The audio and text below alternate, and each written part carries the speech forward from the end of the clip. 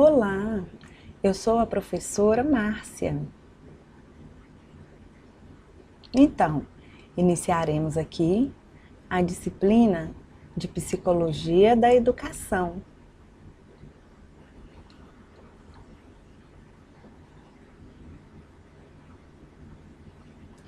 Dentro do curso do Letras Libras, oferecido pelo Instituto IFNMG. Então, aqui trataremos sobre a psicologia no que tange à aprendizagem do aluno. Então, aqui trataremos sobre esse campo da aprendizagem relacionada principalmente com foco no aluno, porque vocês serão futuros professores. Então, precisamos nos preocupar com o aluno. Lembra da primeira aula, onde falamos sobre aprendizagem e desenvolvimento? Então, nessa nossa unidade 2, focaremos no aprendizado do aluno.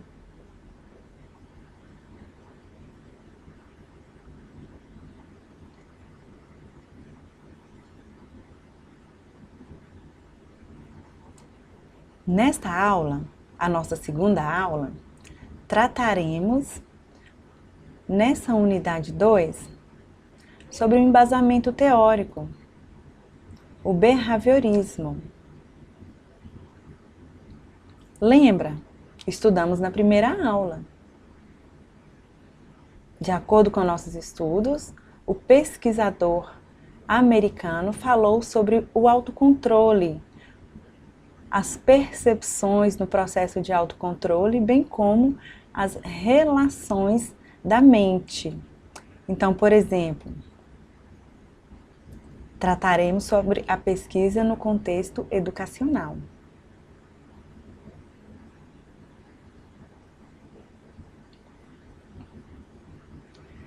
A concepção do indivíduo. Então, de acordo com pesquisas nessa área, e com as teorias pesquisadas, percebe-se que o conhecimento, ele se dá onde? Através da experiência. O conhecimento, ele precisa da experiência, dessa captação das experiências. Então, isso foi comprovado por pesquisas, que a experiência, ela favorece o desenvolvimento e se dá em um processo onde ocorre a aprendizagem. E isso no contexto social, onde ocorrem as influências. Então, com isso se dá o desenvolvimento do indivíduo, através do contato. Se não há contato com o outro, não há aprendizagem. Então, onde eu me desenvolvo? No ambiente social, através das experiências. Então, percebemos que o indivíduo, ele reflete a sociedade, ele é moldado, ele é influenciado. Então, através de estímulos, o indivíduo responde, ele dá respostas. Esse é o processo de influência no processo de desenvolvimento, e isso no contexto social. Então, o estímulo-resposta, como se dá? Um influencia o outro e esse outro aceita essa influência. É uma troca. Na pesquisa behaviorista, trata sobre o estímulo-resposta. Desde que nasce, o indivíduo ele passa por esse processo até a idade adulta. Então, ocorre esse estímulo-resposta, que vai favorecer o desenvolvimento do comportamento e da mente, bem como da construção de opiniões, o jeito, o processo de desenvolvimento, as concepções, os valores. De acordo com Coutinho, 1992, em suas pesquisas, ele mostra a questão do estímulo-resposta e que o principal é essa mudança de comportamento, essa mudança de opinião, essa modelagem. E isso ocorre através da influência no contexto social.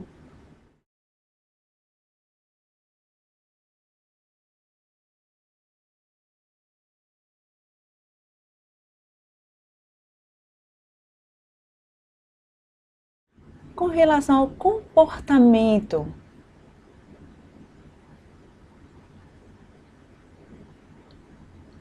a teoria behaviorista fez pesquisas e percebeu-se que o comportamento, ele é identificado em alguns locais, em alguns espaços, que o indivíduo, dependendo do local onde esteja, ele vai ter influências diferentes. O comportamento não é o mesmo para todas as pessoas. Pesquisas mostram que há diferentes comportamentos de acordo com a influência social e o contato desse indivíduo com os demais.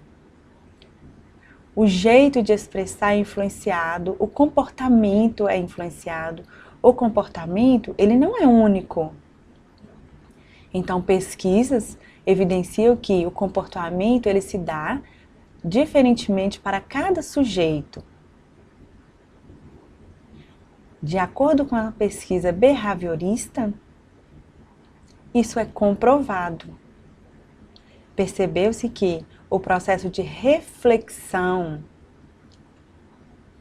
ocorre de forma profunda. Não podemos pesquisar somente a mente. É importante nesse contexto verificar a experiência. Então, para isso, há que se fazer uma pesquisa, mas não se pode pesquisar o contexto cerebral isoladamente. Precisa perceber a influência dessas experiências empíricas. O que é comprovado através de pesquisa, o que é provado. O autor Bosch, em suas pesquisas, no ano 2000, ele fala que o comportamento, ele não é igual para todos os indivíduos. O comportamento, ele deve ser pesquisado, uma vez que cada um tem o seu. E é através das interações é que ocorre a modelagem desse comportamento. Então, o comportamento, o processo de conhecimento, ele é transformado através das interações. O autor Bosch, em suas pesquisas, ele fala que não podemos o quê? Colocar o comportamento como algo que não pode ser analisado, estático. Na verdade, o comportamento, ele é construído através das influências e contato com os demais, através do tempo, do espaço. Então, com isso, o indivíduo ele vai construindo o seu comportamento. Não pode se analisar pelo viés cerebral. Temos que analisar pelas experiências empíricas. De acordo com os estudos behavioristas, percebemos que há sempre mudanças no comportamento.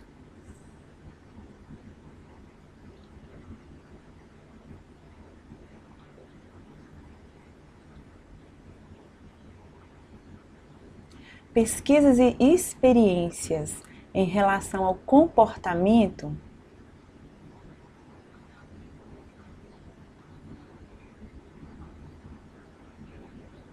foram feitas. E através dessas pesquisas e comparações, de acordo com autores, podemos falar que temos Skinner, que é um grande pesquisador do comportamento humano, que trata sobre o controle do indivíduo, o controle social, e que a pessoa, ela não se expõe, ela não mostra, não se expressa, que há uma influência da sociedade. Então, é através dessa ligação com a sociedade que esse indivíduo ele é controlado e ele aceita essa influência. De acordo com as pesquisas de Skinner, o principal que ocorre é essa influência no desenvolvimento do controle do indivíduo. A pessoa, o indivíduo, não percebe que ocorre esse controle. A sociedade controla, ela tem esse poder, ela consegue e o sujeito não percebe esse controle. Então, autores estudaram, podemos falar que Goulart, em 87, através dos seus estudos, percebeu que havia sim esse controle social e que o sujeito não percebia. Então, através dessas pesquisas e esses estudos, mostra-se que o comportamento ele é transformado através de estímulos positivos, quando há interesse, vontade, desejo, querer desenvolver. Então, através desse estímulo positivo, o sujeito ele vai desenvolver através dos seus interesses. Porém, tem os estímulos negativos, que seria o quê? A influência, o não querer fazer, a preguiça, o comodismo. Então, esses são os estímulos que podem controlar o indivíduo, tanto negativo quanto positivo. Então, esses estímulos, se diminuirmos os estímulos negativos, o ladrão, ao ser preso, ser castigado pela sociedade, ele vai ter uma dívida com a sociedade e terá que pagar, correto? Então, com isso, ele vai se modificando. Então, esses estímulos negativos vai fazer com que ele se transforme. Então, a repreensão vai fazer com que o indivíduo, ele mude, ele queira estímulos positivos. Então, temos aí como exemplo multas, dentre outras, para que o indivíduo, ele retorne ao estímulo positivo. Isso é um controle. Então, o comportamento ele é reforçado através de elementos positivos, parabenizações, presentes, e isso influencia. Já o negativo, através de punições, vai fazer com que o sujeito busque essas experiências positivas no seu desenvolvimento. Vejam.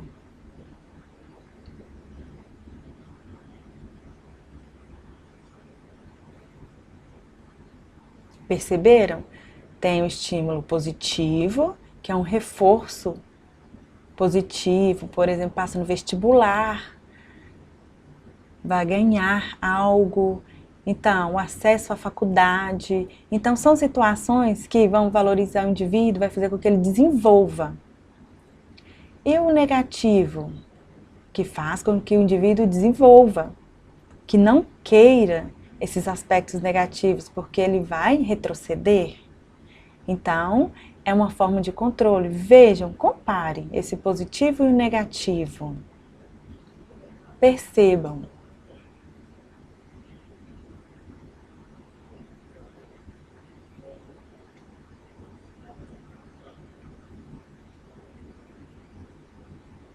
Agora trataremos sobre a influência para com o sujeito.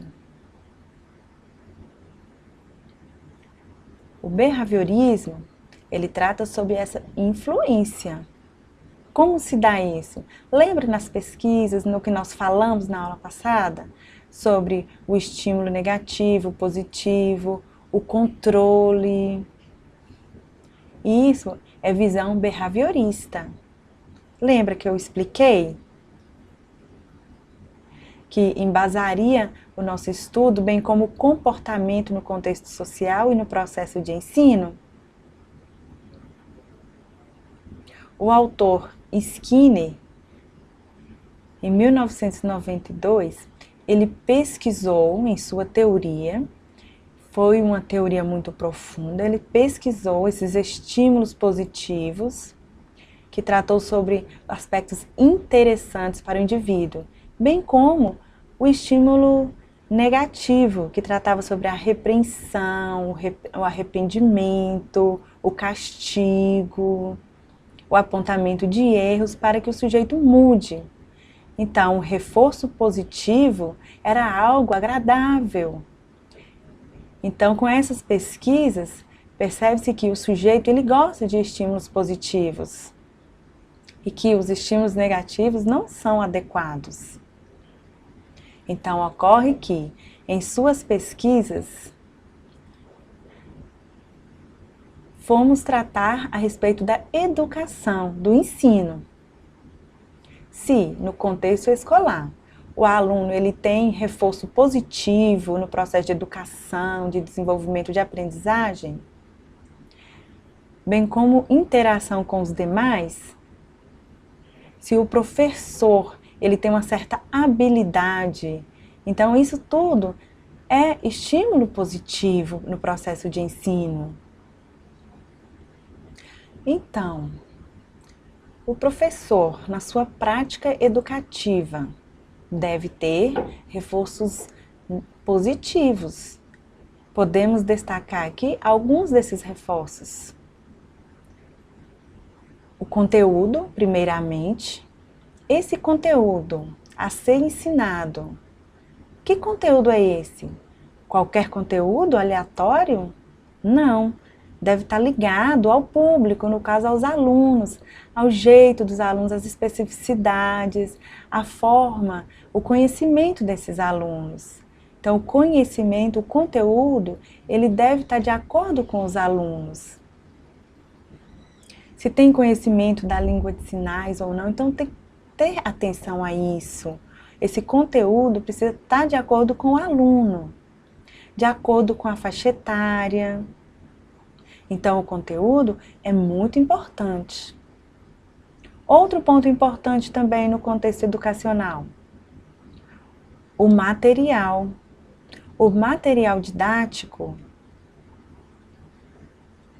ele precisa ser organizado de acordo com esse público, com o aluno, de acordo com o desenvolvimento desse aluno, bem como a aprendizagem do mesmo. O aluno ele não precisa ser dependente do aluno, do professor. O professor, ele também não vai dar tudo pronto e acabado. Então tem que haver uma interação, de forma que o aluno perceba que ele está desenvolvendo, que ele está conseguindo aprender. Então as atividades têm que ser adequadas, porque assim o aluno vai conseguir respondê-las e sentir bem. Então o reforço positivo é adequado e o aluno ele vai querer participar, vai querer responder, vai sair bem nas provas, nas aulas, vai querer apresentar trabalho. Então ele vai estar disposto ali a participar das aulas. E isso é um reforço positivo. Então percebe-se que deve valorizar esses reforços. Então o material didático ele deve abranger esses reforços positivos. E é interessante que o aluno se sinta bem no decorrer da aula. Nós, professores, temos um papel e uma responsabilidade. Que papel é esse? Só dar o material e deixar que o aluno faça sozinho? Não, o professor é o principal responsável pelo processo de ensino, pelo repasse de conhecimentos. Porque o professor ele detém o conhecimento e o aluno está ali para aprender. Então, é interessante que o professor, ele se atenha a esse processo de repasse de conhecimento. O professor, ele precisa se interessar, precisa discutir com o aluno, vários pontos, tem que ser planejado. Por quê? Percebemos que, anteriormente, o que acontecia? Os alunos, eles ficavam todos ali em silêncio, tinham dificuldades, tinham que aprender de forma autônoma e o professor estava ali para avaliar. O professor, ele é o grande responsável, ele tem que ter conhecimentos a respeito da psicologia de forma que organize a sua aula. Isso é muito importante, isso é papel do professor, a organização da aula. Então, eu expliquei aqui sobre os conteúdos, sobre a importância do mesmo, que é um reforço positivo, o material didático, a forma também de ensino deve ter um reforço positivo, o papel do professor. E agora, com relação à avaliação, percebam que o aluno, ele é avaliado. Mas qual é o objetivo maior da disciplina, desse ensino? Na verdade, deve-se repassar o conhecimento e, no processo de avaliação, perceber se o aluno aprendeu ou não. Então, essa avaliação, ela deve estar coerente com o objetivo da disciplina. No caso nosso da psicologia, qual é o nosso objetivo? Então, o professor ele tem que ter objetivo. Então, nós temos que saber dessa importância de alcançar o objetivo. E essa troca, essa pergunta e resposta deve acontecer. Esse ensino e aprendizagem. O profissional, o professor em sua prática, ele deve ensinar, mas não é só isso. Deve haver pesquisa, deve haver conhecimento, deve verificar ali a faixa etária desse aluno, o espaço, deve se organizar, perceber o perfil desse aluno. Isso é muito importante. O professor precisa ter essa consciência que é uma troca o processo de ensino-aprendizagem.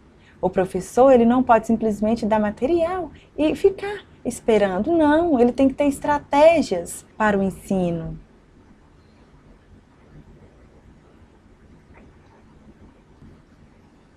Agora trataremos sobre a teoria Gestalt. Esse é o sinal. Então agora vocês vão conhecer a teoria da Gestalt. Antes trabalhamos com o behaviorismo. Agora iniciaremos a teoria da Gestalt. Vamos conhecer? Vamos conhecer essa teoria e essa pesquisa na área da psicologia?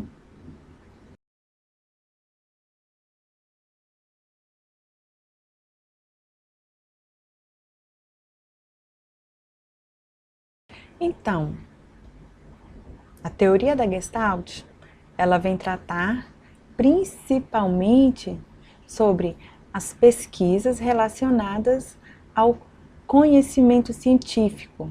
Então, como se dá esse processo de aquisição de conhecimento? Como se dá a forma de expressar do indivíduo? Então, o indivíduo, através da questão visual, ele adquire conhecimento. Como é isso? Então, a teoria da Gestalt, ela vem, através da sua pesquisa, mostrar que o indivíduo é visual, o surdo também é visual, mas nós percebemos que, de uma forma simples, o aprendizado ele se dá através da questão visual. Vejam.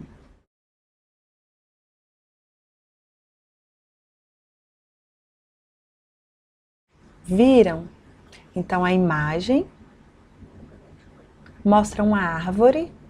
Percebam, parece um rosto, uma árvore que parece com um rosto humano, um perfil.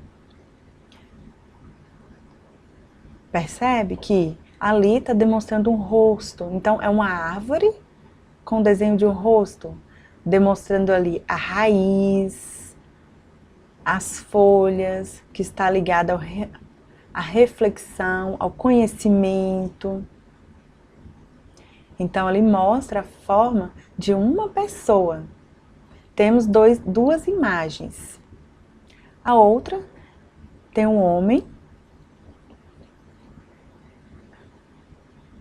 Então, percebam que ali mostra as questões de reflexão. Como se dá isso? Então, na verdade, não para. A cada instante acontecem essas reflexões. O cérebro, ele não para, ele não se estagna.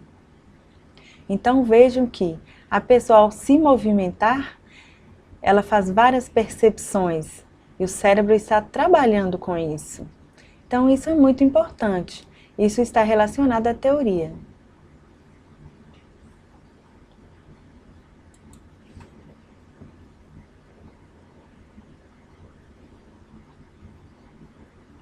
Então, essa teoria da Gestalt vai nos embasar no processo de desenvolvimento e aprendizagem. Como a Gestalt pode nos auxiliar nesse processo? Percebam, de acordo com a pesquisa, o indivíduo, ele adquire conhecimento através das experiências. Lembra que eu falei?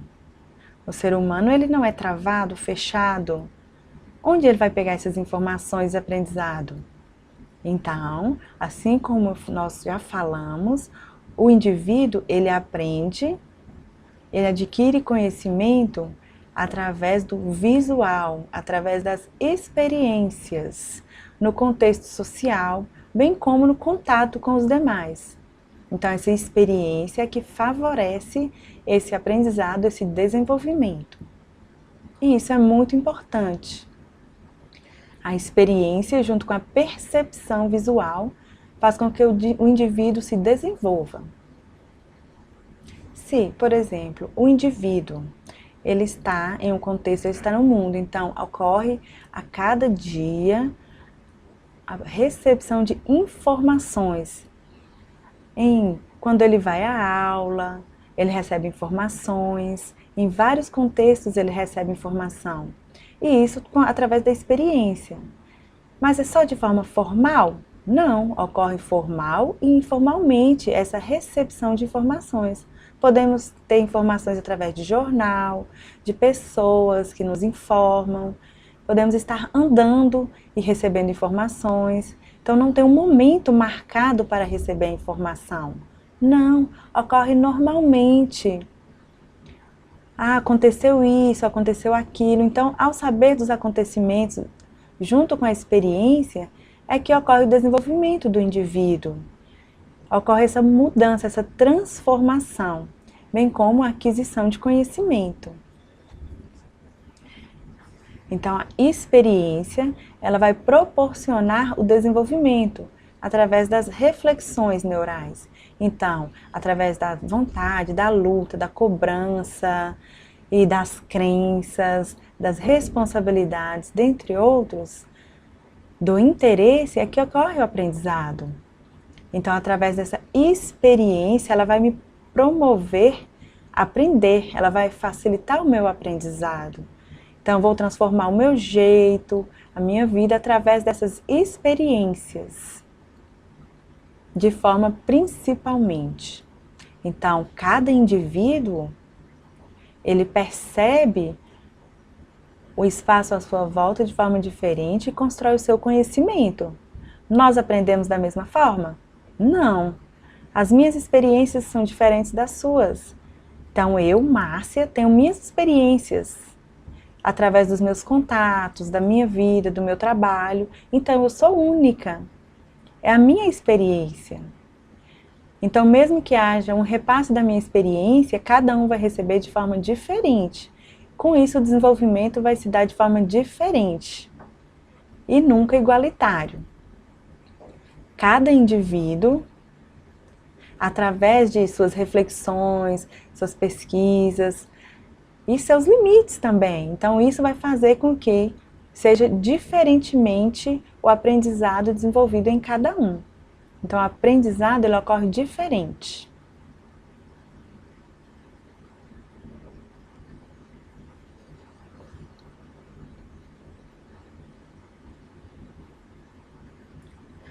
Aprendizagem. Pensando aqui, focando no aluno. Como se dá a aprendizagem? Viram a imagem? Analisaram? Então prestem atenção, vejam, analisem.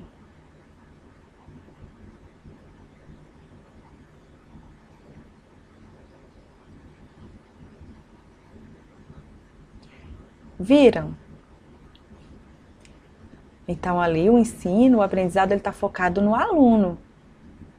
O aluno está no centro.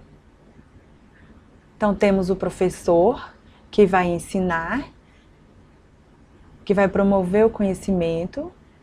Temos uma biblioteca onde poderá ter acesso à pesquisa, à internet, que também favorecerá o conhecimento.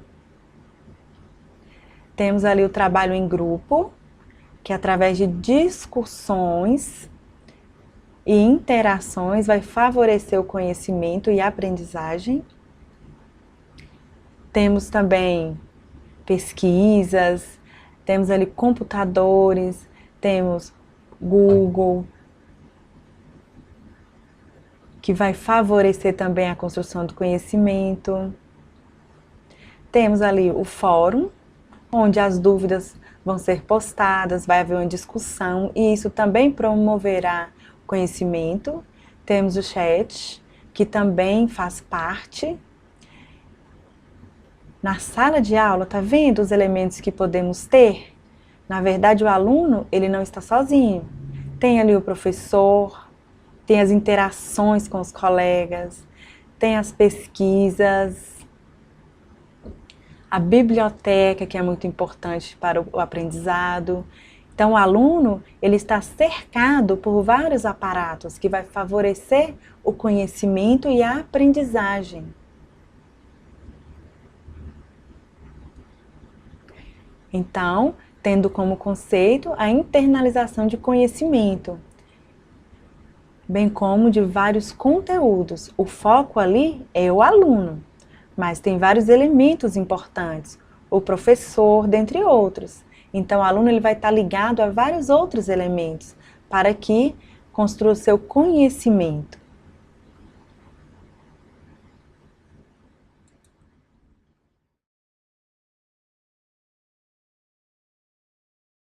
De acordo com a ciência, o comportamento ele desvincula a sociedade do sujeito, que não há uma cobrança de um para com o outro e que o sujeito não tem vontades. Os estudos científicos relacionados ao comportamento mostram uma certa imposição da sociedade para com o sujeito.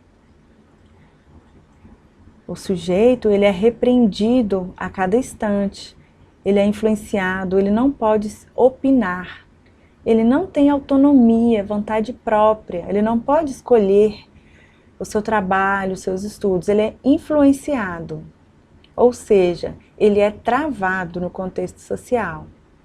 Então a pesquisa científica, ela mostra sobre o comportamento, que o indivíduo, ele é mais obediente, ele é mais passivo. Já de acordo com outro grupo, temos aqui sujeitos que direcionam a sua vida, que direcionam, que têm hipóteses, que são livres. Então temos esses dois grupos de pessoas de acordo com o estudo. Então esse grupo de pessoas que só aceita, passivo, e o grupo de pessoas autônomas, que tem a sua responsabilidade, que vive, que tem suas escolhas. Então, esses são dois leques da pesquisa. Então, mas pense nesses dois grupos, um mais autônomo e outro mais passivo. Então, temos que refletir esse tipo de comportamento. A psicologia, ela percebe isso, e no contexto da sala de aula, podemos ver que há essa influência também. A aprendizagem, como ela ocorre? De acordo com o autor Rogério, então, ele vem falar para a gente que deve haver um tratamento. A psicologia, ela vem trazer a respeito desse tratamento para com o aluno, essas experiências, trazendo também a psicanálise no processo de ensino. Então nós percebemos que a maioria das pessoas, elas são adaptadas, adaptáveis. Então, às vezes, quando há um problema, alguns ficam passivos, já outros são autônomos e têm a consciência que precisam dessa responsabilidade para resolver esse problema e mudar determinada situação, que há a necessidade de lutar para mudar e que a vida é assim, existem essas transformações no jeito de cada um, na formação de opinião. Então percebe-se que o ser, ele precisa se reconhecer como competente, que pode, que através de suas análises e pesquisas, ele vai ter autonomia, ele vai se reconhecer como sujeito, que pode ter suas vontades e autonomia, e não simplesmente aceitar a influência alheia. Então essa mudança, essa transformação que ocorre com o sujeito no decorrer da sua vida, faz com que mude também suas ideias. E sempre há mudanças.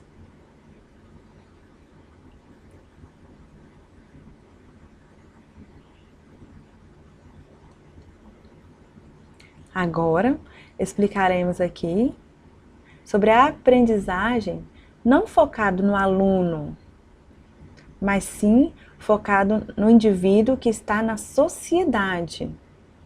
Sabemos que o aluno, ele é estudado pela psicologia e devemos saber disso, mas agora trataremos sobre o indivíduo na sociedade. Formas diferentes do indivíduo na sociedade. Tem um indivíduo que aprende, que através do trabalho, tem sua vida, ele luta, ele aprende, ele se desenvolve. Mas isso é volátil, amanhã já esqueceu tudo o que fez. Não tem a mentalidade, ele não guarda essas informações por muito tempo. Seria um aprendizado ali, decora, e amanhã já esqueceu nas suas atividades diárias. E com o passar do tempo, vai esquecendo, com o passar dos anos, esquece dessas informações. E isso, o que ocorre? Não há um arquivamento das informações. Talvez porque não seja importante para aquele sujeito, talvez por questões emocionais, por dificuldades relacionais. Então, por vários motivos pode ocorrer o esquecimento, o não arquivamento de informações. Mas existem aquelas pessoas que conseguem arquivar essas informações. Por quê? Talvez tenha interesse em determinado assunto, queira aprofundar, queira ter mais informações, então vai arquivar essas informações. Isso vai depender do interesse de cada um. Aquelas que não se interessam por determinado assunto vai esquecer facilmente. Mas se há interesse, se quer aprender mesmo, com certeza vai guardar. Outro tipo de indivíduo é aquele indivíduo que,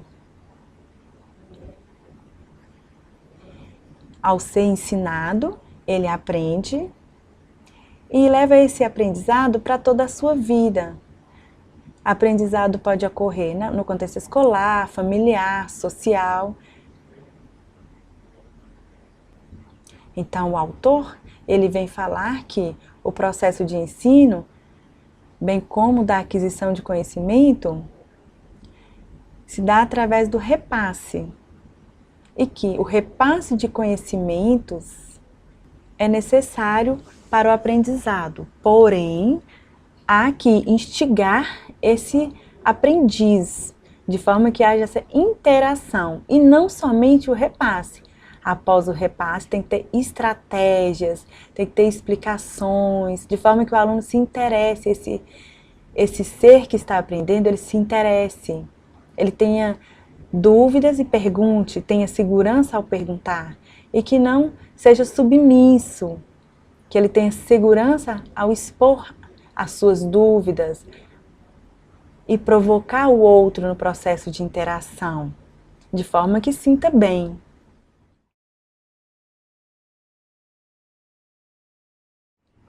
Tem o outro sujeito que, no processo de ensino, há o estímulo e ele aprende. E, na verdade, não é só aquele momento de aprendizagem. Por exemplo, temos o professor que inicia ali estimulando os alunos. Então, o professor ele vai orientar os alunos, vai ter estratégias de forma que favoreça o aprendizado.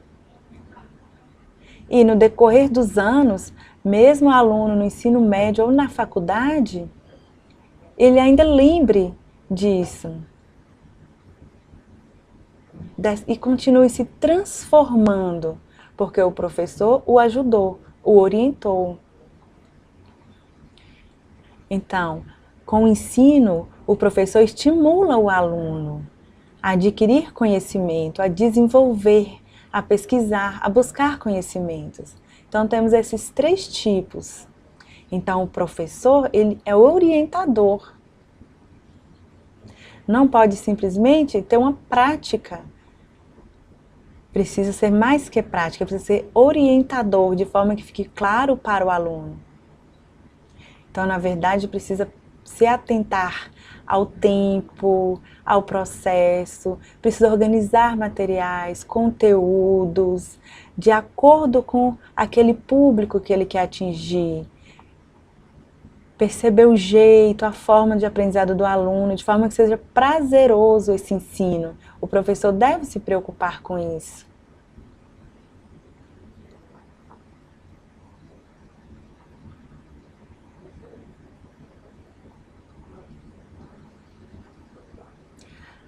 Como se dá o processo de ensino?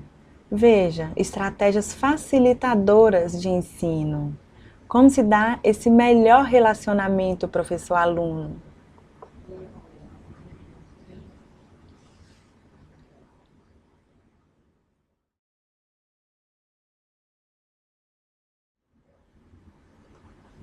Viram? O primordial ali é o professor e o aluno. E a comunicação direta. O professor, ele deve se comunicar diretamente com o aluno. Deve haver essa interação, bem como o feedback, que seria essa interação entre professor e aluno, perguntas e respostas. O aluno não pode ficar reprimido. Então, essa aprendizagem ela deve ser facilitada, ficar claro, deve ter essa comunicação e feedback entre professor e aluno, bem como tutor, no caso da educação à distância. A aula presencial, o professor está ali presente, e à distância temos o tutor. Então, deve haver interação entre esses profissionais.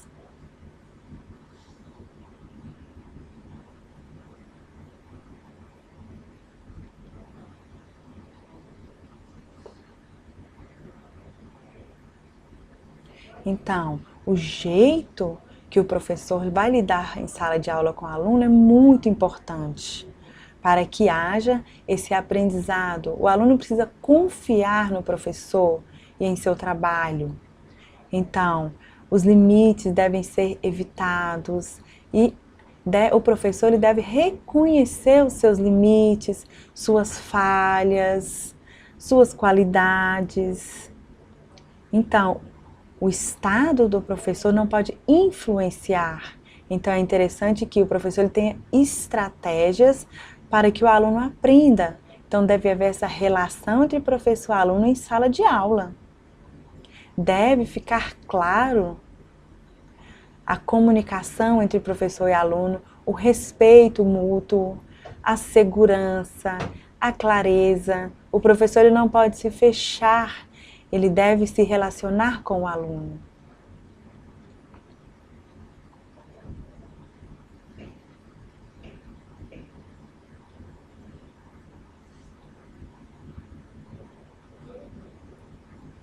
O professor, ele vê o aluno ali e lembra da sua história, das suas dificuldades. Então, ele tem que compreender que ele deve auxiliar o aluno. Em sala de aula, não pode ser estático. Tem que haver movimentação, tem que ter uma dinâmica, uma discussão. Deve haver discussão, opiniões no contexto do ensino. É assim que ocorre o aprendizado de forma melhor. Então, o aluno, ele precisa refletir, perguntar e deve ter respostas. E assim ele vai desenvolver e construir o seu conhecimento. O aluno, ele deve ser participativo, deve participar do fórum, deve promover discussões, deve estar ali, sentir-se bem nesse ambiente. Então, é interessante que no contexto educacional haja uma credibilidade no profissional para que o professor passe essa segurança para o aluno e o aluno aprenda. O professor, ele deve passar confiança, ele deve perceber isso no processo.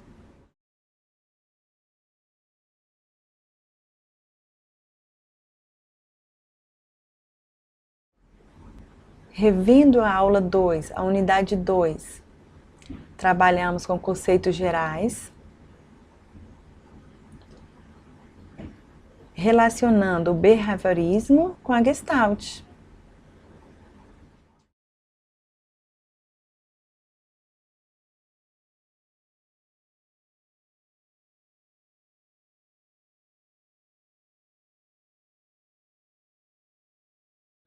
Concluindo, o behaviorismo e a Gestalt. Qual a relação? Qual é o objeto de estudo? Então, trabalha com o estímulo e resposta. A Gestalt, apesar de não concordar com essa influência sobre o comportamento do indivíduo, bem como as transformações no processo de reflexão. Então, na verdade, a psicologia, ela não trabalha somente com uma pesquisa, com uma influência na transformação do indivíduo. Trabalha com as influências no processo de transformação. Caus, ele vem falar através dos seus estudos que no processo de ensino, no contexto escolar, o que ocorre? O ensino tradicional, ele coloca o professor como superior ao aluno, quando na verdade vai depender das experiências em determinado momento para que haja o processo de aprendizagem. Então, a metodologia, ela vai ser igual em todos os momentos?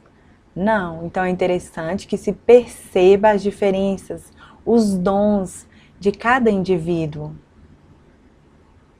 Rogers, ele fala que no contexto educacional, o professor, ele deve lutar, ele deve perceber, ele deve ter vontade ali para que ocorra o processo de aprendizado.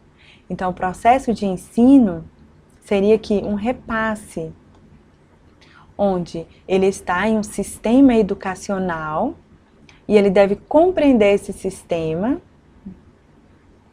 de forma que repasse esse conhecimento para os alunos. Então, o professor, ele, através da sociedade, conhecimentos do indivíduo no contexto social, vai promover o aprendizado. Viram a nossa aula da unidade 2?